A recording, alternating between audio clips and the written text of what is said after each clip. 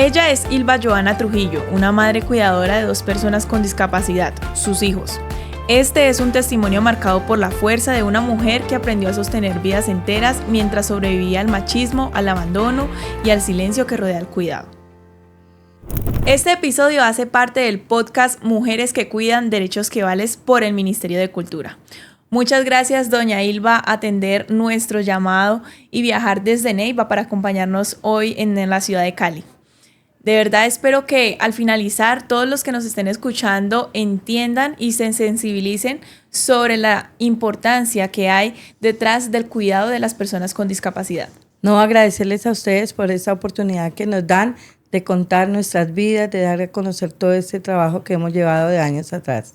Bueno, me encantaría empezar hablando sobre esa niñez que compartiste con tus 2 hermanos y tu papá y tu mamá en la zona rural de Vega Larga, en el Huila. Sí, yo viví en zona rural, en un pueblo llamado Vega Larga.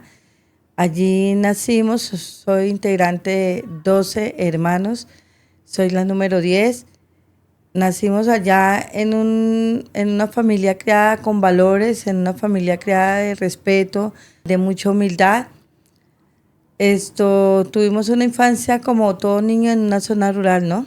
Disfrutando de la naturaleza, de los árboles, disfrutando de animales, disfrutando de todo lo que en ese tiempo nos expresaba la naturaleza para tener un mejor convivir. Yo compartí especialmente con 6 hermanos, los 3 últimos, con los cuales pues, vivíamos más juntos.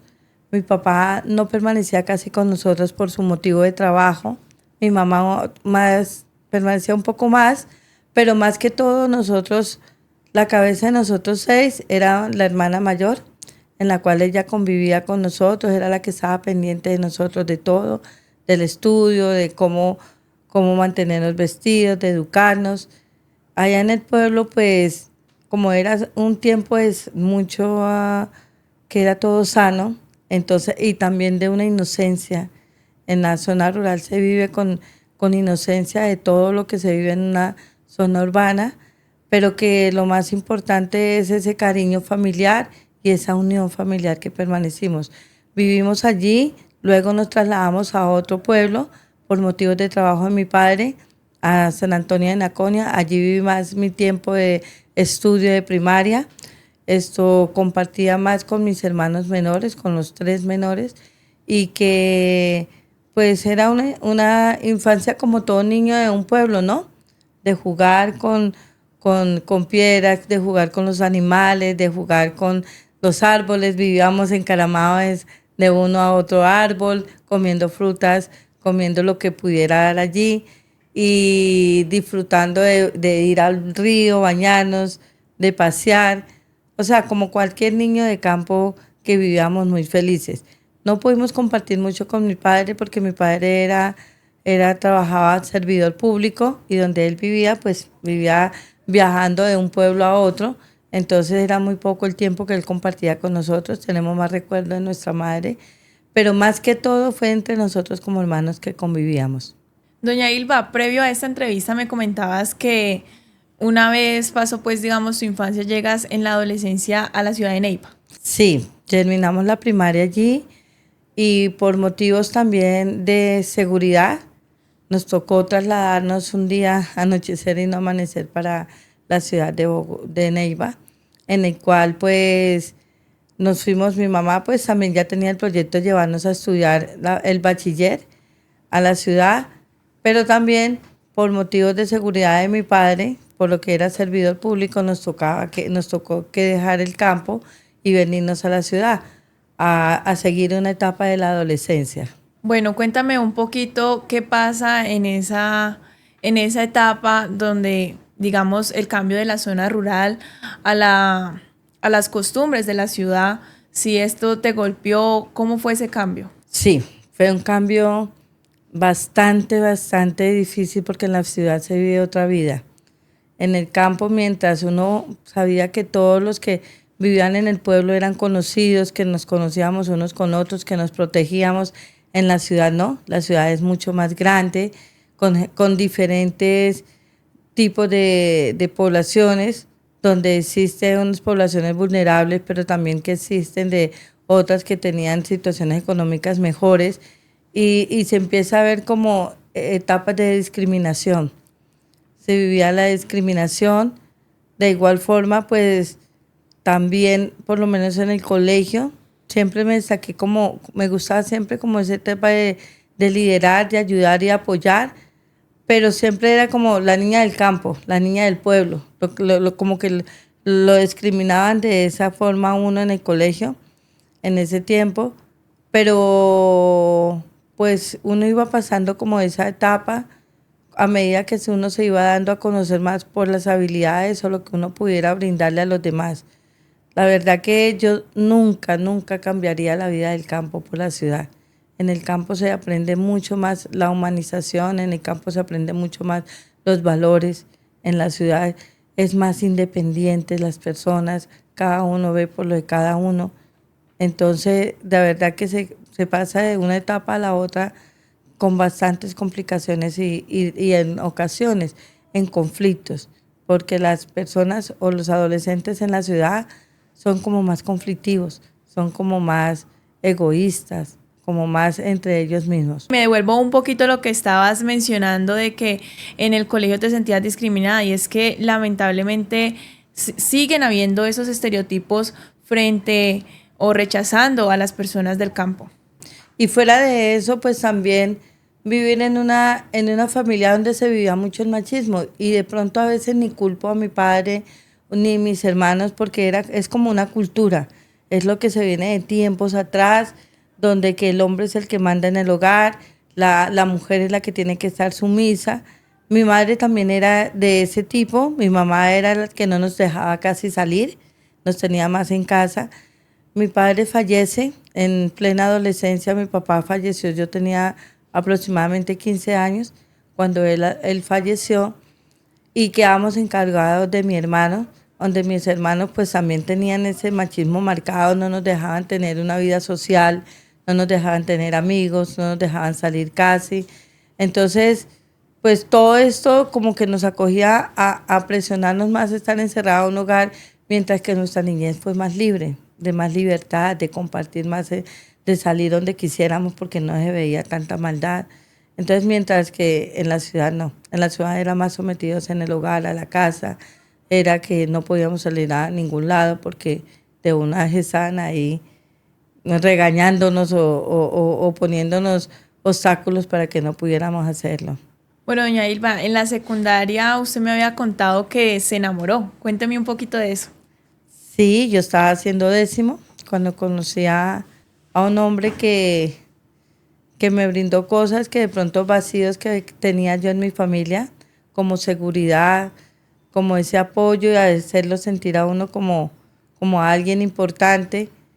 Y entonces sí me enamoré de ese hombre que hoy en día es mi esposo. ¿En qué momento formalizas una relación con él? ¿Cómo fue eso, teniendo en cuenta que ya me has dicho que vienes de un hogar machista? Sí, en vista de todo eso, yo creo que eso es lo que nos hace a nosotros las mujeres como salir y buscar otros respiros y de pensar de una forma diferente. Y yo creo que pues quedé embarazada a los 16, 17 años, quedé embarazada estando cursando décimo. En ese tiempo pues el estudio no se veía tanto por la edad, sino que lo importante era que estudiáramos. Entonces, una persona bachiller salía de 18 o un poco más de edad. Hoy en día un chico sale de 15 años hasta 14. Entonces, yo estaba haciendo décimo, quedé embarazada. De pronto que el embarazo fue más por falta de información, porque en ese tiempo no se hablaba casi de nada de sexualidad, no se hablaba nada mucho como uno de mujer, de los cuidados que uno debe tener, de pensar más hacia un proyecto de vida diferente, sino que pues uno buscaba como una salida, y yo creo que la salida que yo busqué fue quedar embarazada para salir de esos encierros que permanecía. Tú ya eras cuidadora primero de tu hija y pues todo lo que implica vivir con eso día a día. Pero entonces, ¿en qué momento te conviertes cuidadora de una persona con discapacidad? Bueno, yo duré 10 años cuidando a mi hija mayor, 9 años, perdón. 9 años me dediqué a ella 100%, pues era una niña que no tenía ninguna enfermedad, ningún tipo de discapacidad. Luego, pues terminé mi bachiller en ese tiempo nocturno. Luego, por cosas de la vida, yo me había separado de mi esposo, dificultades también, inconvenientes que teníamos como relación. La situación económica me atropelló. Yo me había ido de la casa, me había ido a independizarme con mi niña. Después quedé sin trabajo, llegué a una etapa que quedé sin trabajo, no tenía cómo sostener un arriendo. Volví a vivir a la casa de mi compañero y allí quedé embarazada. Yo le había dicho a él que yo quedaba embarazada, pero ya veía la parte independiente, ya veía que ya tenía que estar viviendo mi propio hogar. Viví allí durante el tiempo de la dieta, luego me salí a vivir sola nuevamente. Yo le dije a él, si quiere vivir conmigo, vamos, o si no se queda. Entonces él era muy pegado a su mamá y a su familia, le daba miedo enfrentar otra vida. Yo sí no, yo me fui con mi niño muy pequeño. La niña le dije, colabóreme usted teniendo la niña, yo me voy con el niño y empecé a trabajar para independizarme. Yo veía al niño que como un niño normal, incluso yo decía que era un niño espectacular porque mi niño se lo pasaba durmiendo todo el tiempo. Entonces, en el rol de trabajar, de estar en la casa, pues yo todo lo veía normalizado. El niño empezó a tener problemas y conflictos de salud después del año. Él empezó a no comer, todo lo que comía lo vomitaba, a tener fiebres altas, a tener complicaciones en su estado físico. Y entonces eso me llevó a golpear puertas de médicos para mirar qué tenía mi hijo. Y hasta que alguien me llevó a donde un médico privado y me dijo que lo llevara, porque yo de tanto luchar, de estar golpeando, llevarlos al médico en ese tiempo de la EPS, y siempre me decían que eran virosis lo que tenía. Después de tanto luchar, lo llevé a donde un médico particular, donde él me lo ve y de una vez me habla de una enfermedad que yo no sabía ni tenía ni idea, que era el hipotiroidismo, problemas de tiroides. Le sacamos los exámenes, me tocó hacer rifas, me tocó pedir plata a los amigos que tuvieran económicamente mejor. A todo el mundo yo golpeaba puertas por un lado para hacerle el tratamiento a mi hijo y vaya sorpresa que sí tenía hipotiroidismo. Tenía la tiroides demasiado alta. La tenía en 12,75 en ese tiempo, me acuerdo mucho. Y él empezó a hablarme que era el hipotiroidismo. Me decía que la tiroides es una glándula que es la que se encarga de mandarle funciones al cerebro y que al niño, al no recibir esa función en su cerebro, empezaba a retroceder su desarrollo psicomotriz y que pues que ya tenía algunas neuronas quemadas. Peor aún cuando ya pues económicamente no podía seguir el tratamiento con él de los médicos que él le daba los medicamentos. Empecé con la EPS que él tenía en ese tiempo, estábamos empezando la etapa del Sitben y lo empecé a llevar allí y el médico de allí de la EPS me decía que no me pusiera mucho cuidado porque ya el niño tenía neuronas quemadas y tenía que adaptarme a la condición en la que él quedara, que ya él no iba a poder caminar ni hablar. Eso fue un duelo durísimo para uno porque nadie está preparado para tener un hijo con discapacidad, ni que mucho más enfrentar esas palabras que les dicen los médicos en ese tiempo.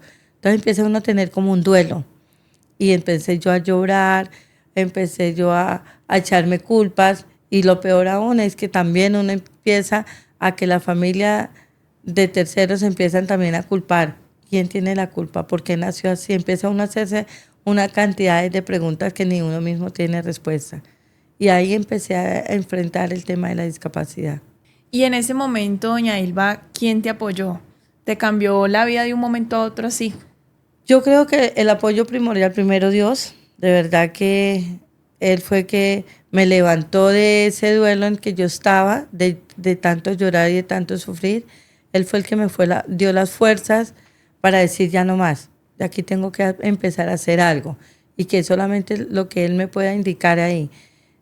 Después mi esposo fue una compañía grandísima en ese tiempo, a pesar de que durante el tiempo de la niña teníamos muchas indiferencias y muchas separaciones, volvíamos con el niño, como que eso nos recapacitó de pensar de que hay que pensar en algo más y algo diferente. Entonces él me brindó mucho el apoyo. Yo creo que eso fueron el apoyo más grande fue de él, de que él estuviera ahí conmigo siempre acompañándome y apoyándome para poder sacar a mi hijo adelante. ¿Cómo fue esa evolución de tu hijo? ¿Cómo se llama él? Bueno, mi hijo se llama Carlos José Silva. Doy gracias a Dios y a la fuerza de voluntad que tiene uno como mamá para lograr sacarlos adelante. Con él empecé a hacer muchas terapias. Yo fui una mamá muy inquieta.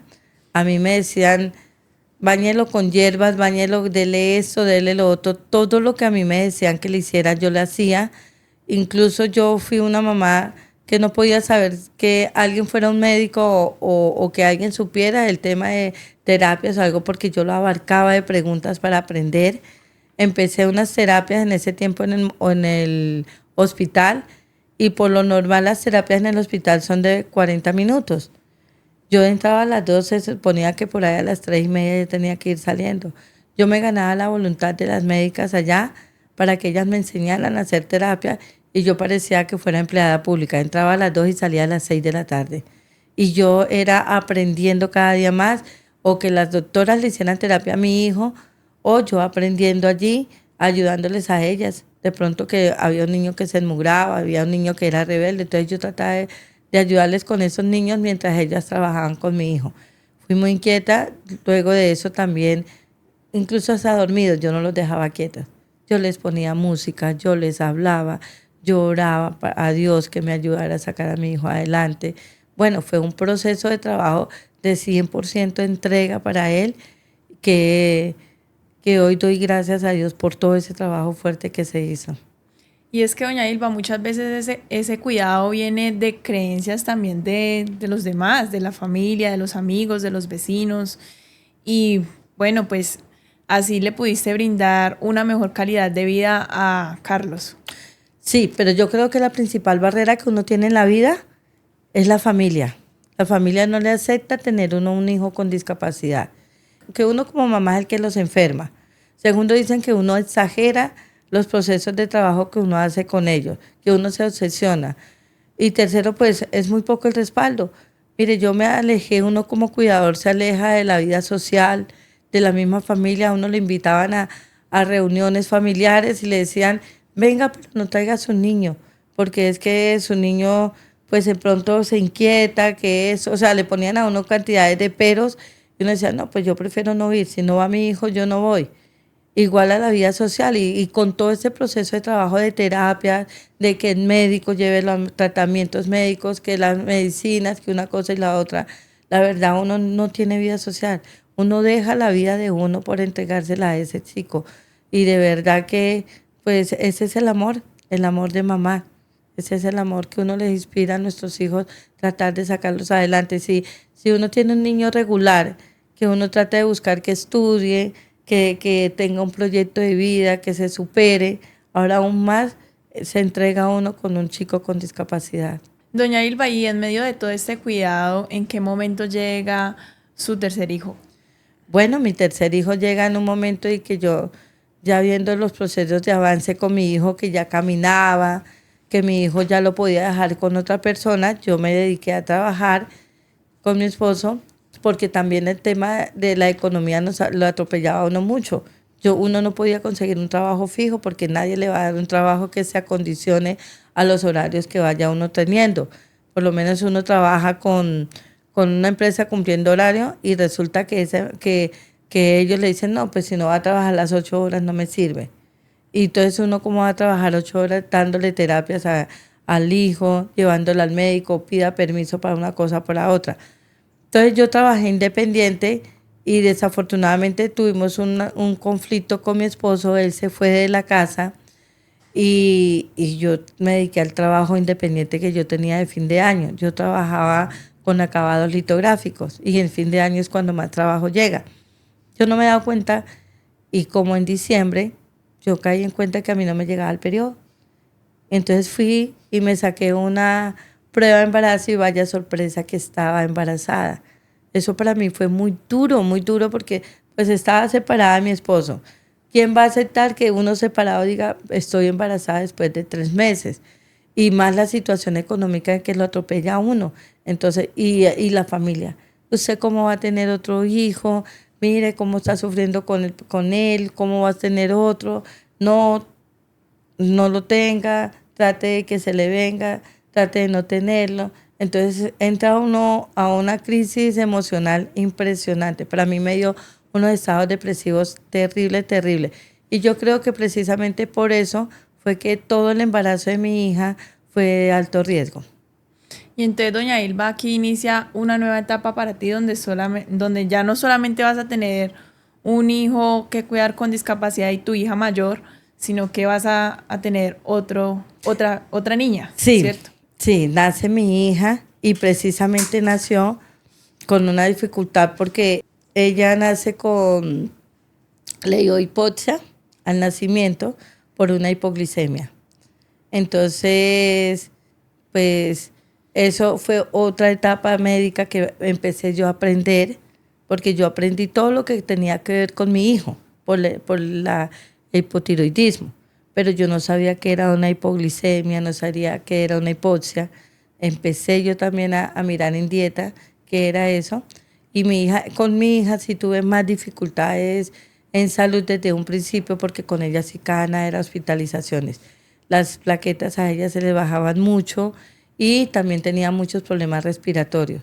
Entonces con ella yo creo que los 3 primeros años fueron bastante de dificultad con mi hija, de cada nadita estar hospitalizada, de cada nadita corra con ella donde el médico. Fue un poco más complicado, pero sentimentalmente no fue tan complicado porque ya había tenido la etapa con mi hijo, ya había superado ese duelo, que aunque me dolía también tener otro hijo de esta circunstancia, pero ya sabía superarlo aún más emocionalmente. Doña Ilva, y cuénteme cómo están sus hijos actualmente. Bueno, yo le doy gracias a Dios por todas esas inquietudes que yo tuve como mamá. Yo mi casa la volvía pedagógica. Todo lo que yo tenía en la casa, yo le enseñaba a ellos los colores, los números, las letras. Ellos les permitió aprender un desarrollo psicomotriz aún mejor. Pues yo todo lo que yo veía lo hacía con ellos, lo platicaba, y que gracias a Dios hoy, pues mis niños han aprendido a tener un grado de autonomía mucho mayor, a pesar de su discapacidad cognitiva que se le volvió leve después de que los médicos me lo determinaron de que no iban a caminar ni a hablar, pero ya ellos son débiles, son muy independientes, pero que a pesar de eso, pues yo sigo ahí detrás de ellos porque les falta mucho la parte razonable. Cuando ellos se enfrentan al mundo exterior, eso es lo que hace que se vea más la discapacidad de ellos, y que empiezan a tener muchas barreras porque no tenemos una sociedad que realmente ayude a estos chicos cognitivos a traspasar esa barrera. Al contrario, siempre cada día se les presentan más barreras precisamente porque no sabemos cómo llevarlos. Sobre todo que la discapacidad cognitiva es la discapacidad que más se requiere esa sensibilización y ese sentir humanitario para saberlos sobrellevar y saberlos cómo tratarlos cuando se enfrentan a ese mundo exterior. Doña Ilva, usted me comentaba que tiene una fundación que se llama La Vida es Bella. Cuénteme de dónde nace ese liderazgo y hoy a qué se dedica su organización. Bueno, mi liderazgo nace de la necesidad y de situaciones de muchas familias que vivíamos el tema de la discapacidad y que veíamos que muchos líderes se aprovechaban de la situación de la población con discapacidad para acogerse a algunas cosas personales. Entonces, vivía en el tiempo de que mi niño tenía más o menos como 12 años, veíamos que la vulnerabilidad de los derechos de él, de que el tema educativo, del tema de salud, del tema social, o muchas cosas, pues que no eran tan incluyentes como se hablaba, ni que tampoco le daban esas facilidades de estudio, pero sí existían ellas en que le decían a uno, si su hijo no estudia, tiene que buscar la manera como estudie. Yo por lo menos mi hijo estudiaba en un colegio privado, pero mi situación económica, los dos niños, mi situación económica no me permitió volverles a dar estudio en colegio privado, Y vaya que fui a ponerlos en un colegio oficial y no conseguía. Alguien un día me echó el bienestar diciéndole que no, porque no tenía a mi niño estudiando. Yo al mismo el bienestar le dije, si usted, yo no los tengo estudiando, que no es porque yo no quiera, sino porque no, bajo sus condiciones no hay un colegio donde me los puedan recibir. Si ustedes me ayudan a conseguir un cupo para mis hijos, yo los pongo a estudiar. Pero he golpeado todos los colegios en ese tiempo y nadie me los recibe, ¿no? Entonces, en vista de esa vulnerabilidad, entonces, y yo, pues uno va, lleva a los hijos a terapias, ahí conoce otras mujeres con otras circunstancias también, pero con las mismas necesidades. Y que veíamos que veía a alguien y sobre todo en temas políticos llegaban y decía, su hijo no estudia, yo le consigo un colegio. Mentiras, pasaba el tiempo y nunca le daba. Que usted necesita casa, le vamos a ayudar a conseguir casa. Nos pedían papeles y todo y nada. Entonces un día, conociendo de una a otra mamá, nos reunimos y estuvimos en una capacitación. En ese tiempo me acuerdo mucho que fue del Ministerio del Interior, que fue a Neiva. Hicieron una capacitación de fortalecimiento organizacional y donde nos decían a nosotros, ustedes tienen que organizarse como sociedad civil porque así es la forma como se pueden conseguir las cosas. Como yo le decía anteriormente, creo que el liderazgo siempre lo tenía por dentro. Cuando yo estudiaba, en todo el proceso, como que yo lideraba ciertas cositas por ahí, pero el liderazgo social no lo había despertado en mí. Entonces yo empecé con unas mamás y nos reuníamos ahí en el barrio, empezábamos a hacer cosas para nosotros y para nuestros hijos pequeñas y pues como que de allí empieza el tema de cómo tenemos que organizarnos. Luego, pues llegó una administración en el cual pues nos abrió mucho las puertas en ese año, en ese tiempo, en el cual pues la líder del programa nos decía, venga ustedes, ¿por qué no se organizan como organización, como fundación? Yo creo que de esa forma ustedes pueden conseguir aún más. Y pues nosotras dijimos, pues bueno, sí, ¿no? Y empezamos, nos ayudaron a hacer los estatutos, nos ayudaron a prepararnos, me invitaban muchos a reuniones de la alcaldía, en la gobernación. Entonces empecé como a meterme en ese espacio, empecé a empoderarme, empecé a empoderar a estas mamás y de esa forma fue como se creó la fundación. Pensábamos en un nombre y nos acordábamos mucho y yo creo que a muchos les impacta la película La vida es bella, donde un padre lucha por sus hijos, por su hijo para que no se lo vayan a matar y hace cualquier cosa porque no le pase nada. Y eso es lo que refleja en nosotros. Nosotros, para que nuestros hijos no se vayan a ir de este mundo, nos toca la lucha del día a día, hacer cualquier cantidad de acciones para que nuestros hijos puedan tener una calidad de vida al menos digna, tratando de ser eso. Entonces, pues dijimos, pongámosle el nombre de la película. Entonces se llama La vida es bella. Empezamos con un grupo de mamás, a medida de que vimos consiguiendo acciones que nos favorecían, se fue creciendo el grupo, fui mi liderazgo creciendo a nivel de Neiva, ya eran de otros barrios que querían que yo estuviera allí ayudándoles y a medida del tiempo pues se fue creciendo, me invitaban mucho a reuniones, se fue viendo más visible, adquiriendo más conocimiento empíricamente, aprendiendo de leyes, aprendiendo de procesos, me mandaban a capacitaciones a Bogotá con ministerio. Entonces eso me ayudó mucho para ir creciendo y creciendo hasta tener hoy, gracias a Dios, un liderazgo a nivel nacional. Doña Ilva, y en su momento, usted que era mujer y que me está diciendo que viene de una familia machista, de una cultura machista, no solo su familia, sino también el entorno machista, ¿usted cómo se sentía como mujer, como líder, alzando la voz por las demás? Porque desafortunadamente el departamento del Huila alcanzó a ser uno de los departamentos que más feminicidios habían y más violencia intrafamiliar había. Entonces entré a ser parte del Consejo Comunitario de Mujeres donde conozco la ley 1257 que habla de los tipos de violencia de género y es allí donde empiezo a empoderarme más de eso y cómo abrir esas rutas de apoyo para esas mujeres que yo veía que eran muy sumisas y yo veía, me veía y las reflejaba en las mujeres del tiempo de antes. Yo decía, esto no puede seguir, la humanidad estamos evolucionando, estamos buscando a una equidad de género, entonces no puede seguir y las mujeres tienen que empoderarse. Entonces desde ahí empiezo a estudiar todo lo que tenga que ver con equidad de género en estos espacios y empiezo a trabajar con las mujeres y sobre todo con las mujeres cuidadoras, que creo que son las mujeres del sector que más violencias de género tiene, más bajo las condiciones de vida que ellas viven. Entonces empiezo a empoderarlas a ellas, empiezo a que se abran rutas de atención para poderlas ayudar, y de esta forma es que empezamos a hacer un liderazgo de equidad de género. Doña Ilva, y a mí me gustaría retomar un poquito de eso que hablábamos antes de esta entrevista, y es que tú me comentabas que la discapacidad no es la persona, sino el entorno que no está preparada para ellas. Bueno, yo digo que la discapacidad históricamente ha vivido unas etapas en las cuales ha venido evolucionando. Si recordamos que en siglos pasados la discapacidad era un mito o era algo asombroso, llegar a una persona con discapacidad en una familia, y que todo el mundo que veía una persona con discapacidad la tenía que esconder porque la veían como una maldición en los hogares. Luego de ello, pues se viene evolucionando, y de las luchas mucho a nivel mundial de grandes líderes se viene evolucionando, y se ve que la discapacidad la toman como algo de enfermedad, y eso la ven como pacientes clínicos.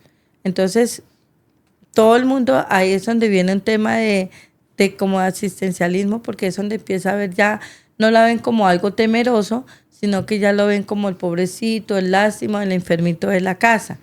Entonces se sigue luchando por ese restablecimiento de derechos, y ya pasa de ser de pacientes clínicos a sujetos de derecho, y eso es lo que se permite, de que se dan cuenta que la discapacidad no está tanto en la persona como tal, sino que la discapacidad se presenta es en el entorno.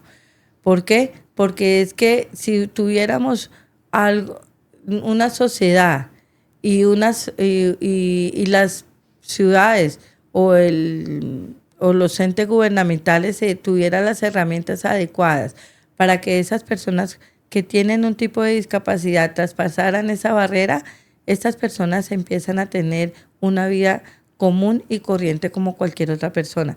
Entonces es lo que nosotros damos, y siempre hemos dicho que la discapacidad no está más en la persona, sino en el entorno. Si aquí pudiera ingresar una persona con una discapacidad visual, y si se tuviera la forma de cómo ella pudiera leer el escrito, téngamela, que ella va a leer igual que cualquier otra persona, ¿sí o no?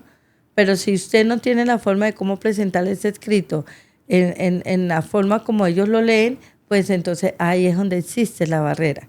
Si va a ingresar a una casa una persona de silla de ruedas y no existe una rampa, si no existe solo escaleras, es ahí donde está la barrera de la persona con discapacidad física. Entonces sí, es que no es tanto en la persona, sino en el entorno, y que eso es lo que viene evolucionando el restablecimiento de derechos, que es que se tiene que adecuar una sociedad y una infraestructura de una ciudad para tener una verdadera población o tener una verdadera sociedad incluyente, que eso es lo que le llamamos hoy en día incluyente. Pues dar las herramientas adecuadas de lo que requiere esa persona con discapacidad para que pueda realizar una vida como cualquier otra persona. Quisiera hablar un poco sobre las 5R que propone la ONU, doña Ilva, que son reconocer, redistribuir, remunerar, representar, y se me escapa la última. ¿Cuál cree usted que se dificulta más en nuestro país? Yo creo que para nosotros las cuidadoras, la que más nos representa a nosotros es la remuneración. ¿Por qué? Porque es que siempre he dicho que en el hogar, cuando uno de mujer no lleva o no tiene el sustento económico, pues es lo que nos hace ser sumisas hacia otra persona que es la que lleva la parte económica, y que eso es lo que no nos permite sobrellevar un proyecto de vida o hacer algo diferente, que es cuidar. Si nosotros tuviéramos esa parte económica, créame que nuestras vidas serían diferentes. ¿Por qué? Porque tendríamos que pagarle a alguien para que nos cuidara a nuestros hijos mientras nosotros pudiéramos salir a hacer algo diferente de un proyecto de vida de nosotros como mujeres. Y lo otro, pues, viene de la mano, porque si yo no tengo la parte económica para poder estar participando en esos espacios de participación en los entes gubernamentales, pues entonces, ¿cómo voy a hacer la incidencia para poder ser reconocida como cuidadora o como un sector poblacional, que es lo que hemos venido luchando. Igualmente, pues en todo el tema de las R's, porque pues eso es lo que nos acompleja a nosotras, ¿no? Cada una tiene un factor muy importante en nuestro diario vivir, que es lo que no nos ha permitido ser un sector poblacional que tenga esa equidad de derechos y que pudiéramos sobresalir sobre cerrar una brecha de desigualdad, porque siempre he dicho que nosotros cuando estamos en una situación del cuidado, de la dupla del cuidado, que es nosotros como cuidadoras y a quien cuidamos, existe una brecha de desigualdad de derechos, pero también una pobreza, precisamente porque son dos personas que no van a llevar ingresos a una familia. Entonces, todo este tema de las R, pues es lo que no nos ha permitido en los entes gubernamentales tener ese restablecimiento de derechos.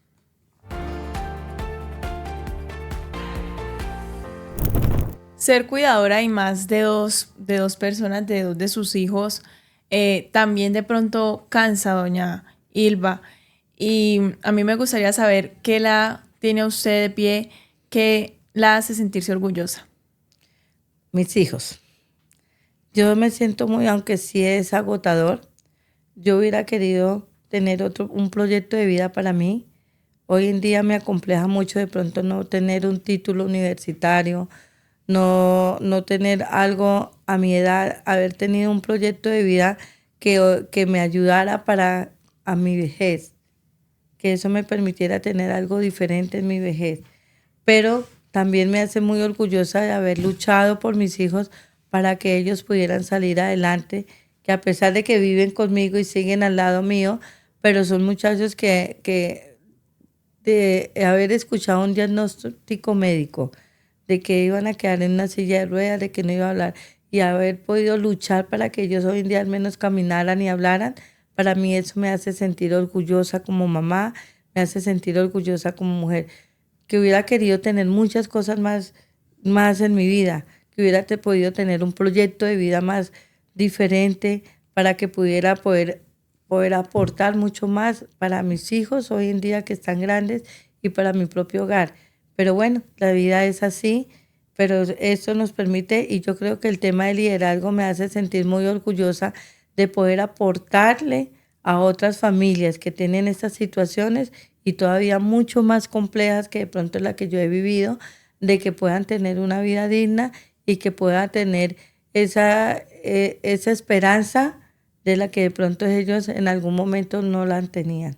Doña Ilva, ¿qué mensaje le gustaría dejarle a todas las personas que nos están escuchando y más cuando hoy en día en nuestra cultura todavía no se reconoce el cuidado pues remunerado? Bueno, yo le comentaba de una frase que siempre se me quedó en mi cabeza y que eso, yo creo que eso fue lo que me dio la fuerza para poder ayudar a sacar mis hijos adelante y llevar este liderazgo, que nunca me llegué a imaginar que fuera a tener un liderazgo a nivel nacional. La verdad que el respeto, las palabras tan bonitas que nos dicen las cuidadoras de diferentes departamentos, eso nos ayuda a fortalecernos y nos llena de energía. Y esa frase es que para triunfar es necesario creer que podemos triunfar. Y yo creo que eso es lo que nos ha hecho falta a muchas mujeres cuidadoras, creer en nosotras mismas para poder sacar adelante lo que nos proponemos y lo que queremos.